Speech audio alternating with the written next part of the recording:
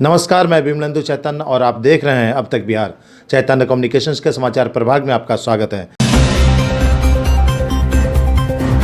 चीन के Tenzin foreign university में इंटरनेशनल बिजनेस स्टडीज करने गए भारतीय छात्र अमन नागसेन की संदिग्ध मौत पर आज बड़ा खुलासा हुआ और यह खुलासा एक नए मोड़ पर आ गया है। दरअसल चीन के तेंजिंग फॉरेन यूनिवर्सिटी में अमन नागसेन की मौत नहीं बल्कि निर्मम हत्या की गई थी। हत्या के पीछे अब क्या कारण है, अब यह महत्वपूर्ण सवाल बन चुका है। भारतीय जनता पार्टी के प्रदेश अध्यक्ष संजय जायसवाल ने ट्वीट कर यह जानकारी दी कि चीन के तेंजिन यूनिवर्सिटी में अमन नागसेन की संदिग्ध मौत दरअसल एक हत्या थी। इस बड़े खुलासे के बाद चीन में हुई भारतीय छात्र की हत्या का मामला एक नया मोड़ ले चुका है। इस हत्याकांड में 2 हत्यारों की गिरफ्तारी भी हो चुकी है। संजय जायसवाल ने ट्वीट कर जानकारी देते हुए बताया कि तेंजिंग फॉरेन यूनिवर्सिटी में अमन नागसेन की हत्यारे की गिरफ्तारी की चुकी है। ट्वीट में यह भी बताया कि हत्यारे नॉन चीनी है। हत्या मामले में नया मोड़ आने के बाद अमन नागसेन के परिजनों ने हत्यारों को कड़ी सजा दिलाने की मांग की है। अमन नागसेन हत्याकांड की गुत्थी अब सुलझती नजर आ रही है। मेल में सूचना मिला है कि मेरे बेटे की हत्या हुई है।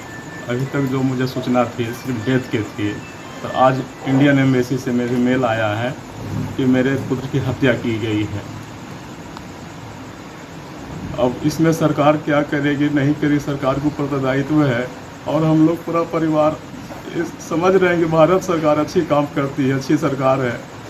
तो जो हमारे पुत्र की हत्या किया है उसे कड़ी से कड़ी सजा मिले। पहली मांग है कि अब तो मेरे भाई की हत्या हो गई है, लेकिन मुझे मेरा भाई का पार्थिव शरीर जो है वो मुझे चाहिए। भारत सरकार की मदद के द्वारा हमारे घर तक पहुंचाया जाए। और दूसरी ये है कि जिसने भी ये काम किया है उसको कड़ी से कड़ी सज़ा दी जाए। भारत सरकार और चाइना सरकार दोनों मिल के उसको कड़ी से कड़ी सज़ा दी जाए। सूचना वहाँ से यही हम लोग को मिला है कि जो हम लोग का भाई का है वहाँ मर्डर हो गया है। तो हम लोग का बस यही सरकार से मांग है कि वो जो उसका पार्थिव शरीर है वो इंडिया में लाया जाए, क्योंकि 2.5 साल से हम लोग उनको नहीं देखे हैं। हम लोग माँ बाप पे क्या गुजरता होगा, 2.5 साल से उतना दूर होके बच्चा आज उसका मर्डर का खबर आता है, कैसे माँ बाप जिएंगे। आज हम स्टूडेंट हैं, हम भी स्टूडेंट हैं, कल जाकर हम भी पढ़ाई करने के लिए जाएंगे, तो हम लोग को वो सेफ्टी चाहिए ना। ऐसे कैसे कोई देश में पढ़ाई के लिए जाएगा, उसका मर्डर हो जाएगा और हम लोग यहाँ का जो गवर्नमेंट है वो मेरा कोई एक्शन ही नहीं लेगा, यहाँ का पुलिस हम लोग को रोकेगा। बिहार के गया जिले से एक प्रेमी जोड़े की वीडियो सोशल मीडिया पर वायरल हो रही है। वायरल वीडियो में प्रेमी युगल गांव में एक बुलेट पर इश्क फरमाते नजर आ रहे हैं। बुलेट स्पीड में चल रही और प्रेमी जोड़ा अपने धुन में मस्त है। इसी दौरान ग्रामीणों को गांव की सड़कों पर इस तरह का प्यार करना नागवार गुजरा। ग्रामीणों ने दोनों को पकड़ लिया और इस करतूत के लिए जमकर फटकार लगाई। दरअसल मामला गया जिले के किसी गांव में का है, जहां एक प्रेमी जोड़ा बुलेट पर इश्क फरमा रहा था। 50 से अधिक की स्पीड पर बुलेट चल रही और लड़की ऑल टैंक पर बैठकर अपने प्रेमी को एक दूसरे से लिपटे हुई है। यह वाकया गांव के सड़कों पर हो रहा था।